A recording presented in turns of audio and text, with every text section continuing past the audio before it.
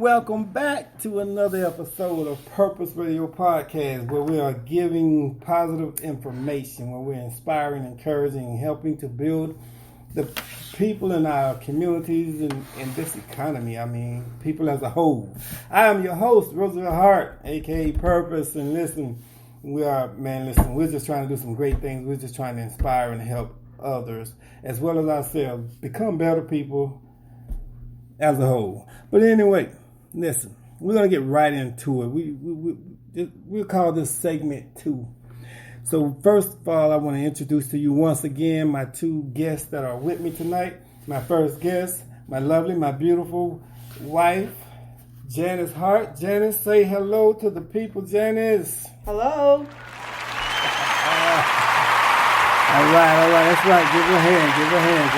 That's my baby. Anyway, my next guest I want to bring to you is the lovely, my beautiful sister, Linda Hart Streeter, who's a book writer. She's a author. She's a counselor. This woman right here, I'm telling you, if you need any kind of counseling, any kind of help, relationship, she can do that for you. Once again, Linda Streeter, welcome to the show. You want to tell the people hello? Hello, and welcome again. Welcome again, man. Look, I'm loving the show. I'm loving what we're talking about. I'm loving the fact that y'all are here with me. And I hope y'all are enjoying yourselves. Oh, yes. Of course I am. Listen, you got to enjoy what you do. You know, you got to enjoy what you do. Absolutely. Anyway, we were talking about preparing your child for life after high school. We know and understand that there's a lot going on in today's society with our kids, man, and we need to get better with training our kids and getting them prepared and ready for life after high school. So some of the stuff that we covered before was preparing your child for life after high school. What do you need to do to start preparing? When do you need to start? How do you need to start? And I want to add a question tonight.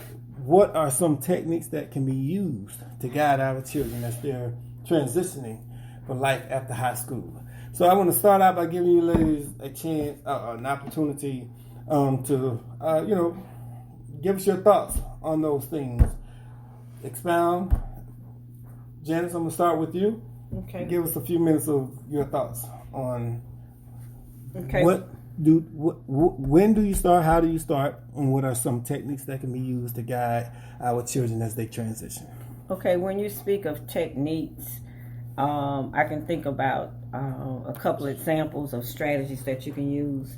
For instance, if you're a mother or that's in school, anything you do on an intellectual level based on your academics, you're feeding that child that same knowledge.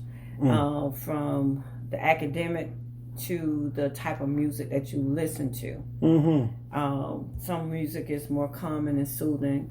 And some studies have shown that classical music and jazz music help the development of students to gain more intellectual knowledge and help with their cognitive development. Right.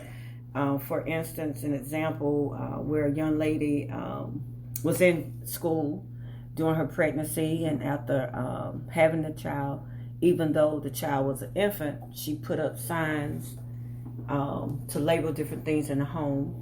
And she spoke to that child as if that child understood. That child now has to develop vocabulary beyond her age group. Wow. That's powerful. I don't know very many people I don't know how many people could actually say they know somebody in a situation like that. That's powerful. And I know different situations works for different people. But before we go any further with that, I just want to bring Linda right on in and give us your thoughts on what, when, and how to start. And okay. If there are any techniques that can be used to help guide. Yeah, I think so. You know, we've already talked about the first step to that, and number one is about the parents educating themselves. And then secondly, when we start talking about what we can do with our children, it's starting to read with them early. Because what you do at the beginning stages is that you're teaching your child to comprehend and use critical thinking skills just through listening to book reading, because it demands that they focus. It demands that they, you're planting words of insight that continues to grow within a child, that when they do start speaking, they're speaking words that they've already heard. And because they're speaking positive words, these are words and insight. You start telling your children about their dream. You tell them how important they are. You use words and you use affirmations that will affirm who they are as a person, as a little person, what they can be as an adult. And you start asking them early on about their dreams and their goals and a vision. It is our responsibility as a parent. I always say to parents that the greatest responsibility that we have in life, a role we will ever play, is that of a parent, because we have the great responsibility of shaping the life of another human being.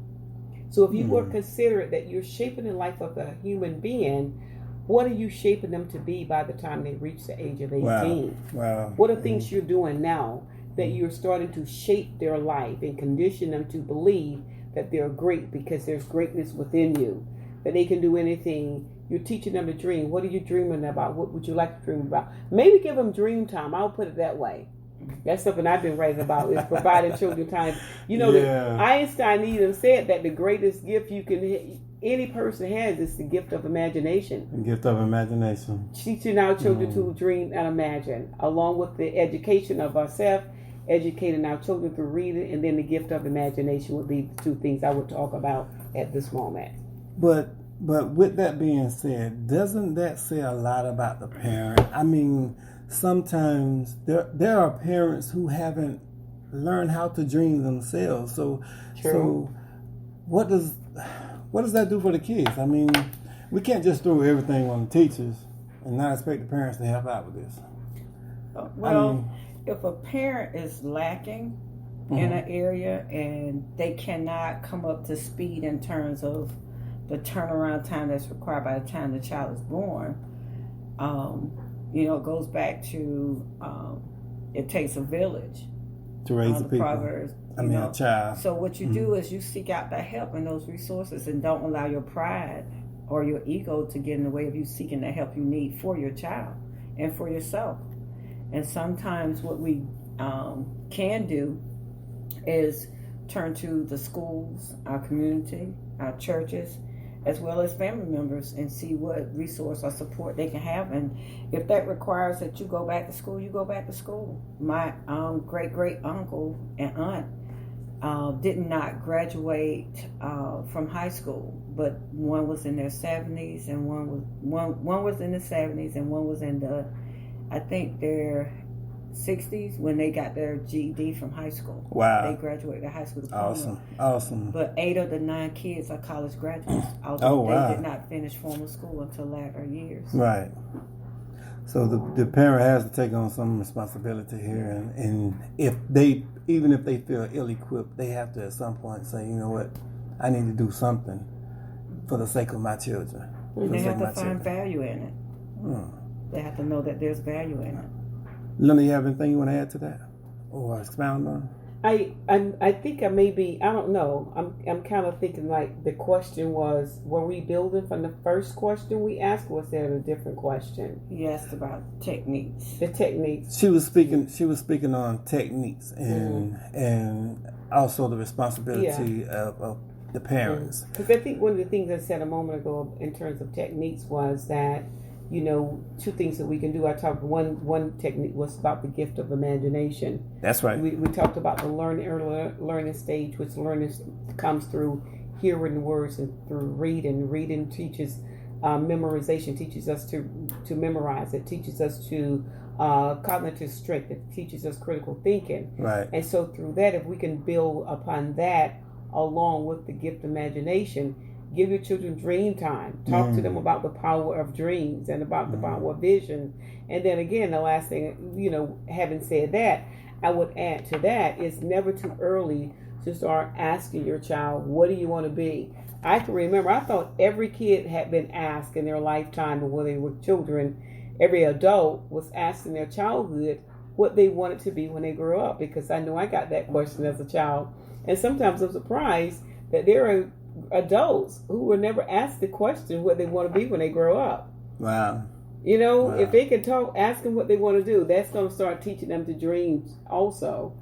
And that would be it. Imagination and dreams for now at this stage. And I think we were going to talk about the stage 1s, 2s, and 3s of Piaget's work. Is that something you wanted to share more with the audience on, Janice?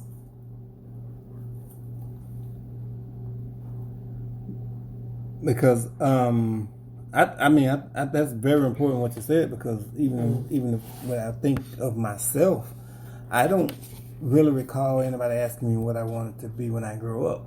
Oh, really? I used to with me and a relative of mine, we would talk about what we wanted to have when we grew up in terms of cars and money and stuff.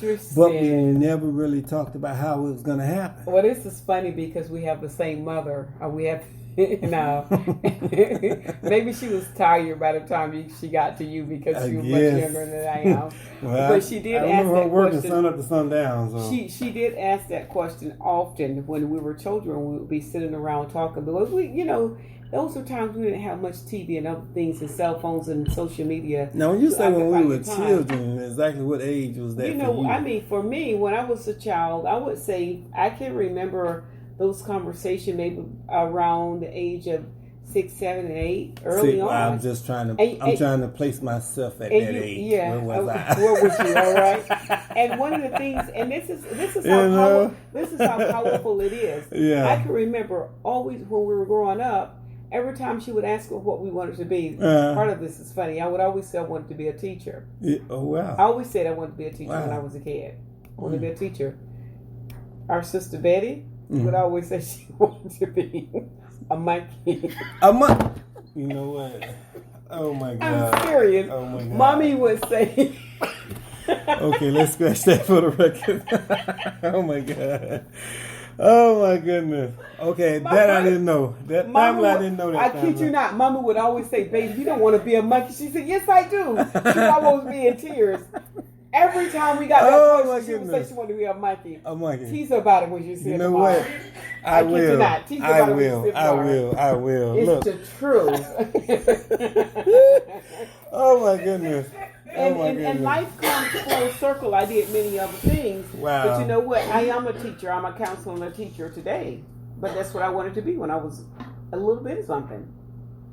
Wow. Amazing. But look, family, I just want to give y'all thanks one more time. Thank you for tuning in to the Purpose Radio the Purpose Radio podcast, where we're constantly and always trying to input and contribute to our society by giving positive information and talk about important subjects that matters to us all. And I love the segment. I love the show because we're going to be doing a lot of this, and we're going to have some laughs, and we're going to have some... I mean, we have some serious talk, but we're all going to have some laughs. Because I like to reflect on myself when I start talking about what to do and what can be done and how to do it. Because we all come from all walks of life, and we don't know what one another has gone through or is going through. But I want you to know that don't ever give up, don't ever stop. You can always build on your life. You can always get better. You can always do things better if you just open up your mind and learn to be objective enough. Put pride aside and allow yourself to learn that so that you can teach your children. And some of the important things we learned tonight is dreaming. Learn how to have that imagination. Allow the imagination to go. Dream big. Push your children to dream big. Ask them, what do you want to be when you grow up? Ask yourself, what do you want to do as you get older? But listen, we're coming to the close of our segment, and we're gonna end tonight. You know what? My guests won't stop laughing, but I want to thank y'all for tuning in to the Purpose Radio podcast.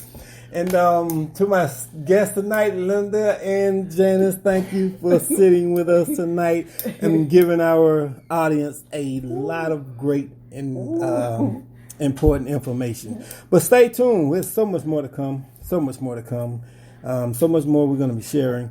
And I just want to thank you once again. Stay tuned. We're right here in Central Florida, representing and giving important and positive information. And we're also promoting and helping to support our local artists as well. Thank you once again for tuning in. And until next time, all of you continue to pray for us. We'll be praying for you. Thank you. And we will talk to you. We'll see you on the next segment. Goodbye. We love you.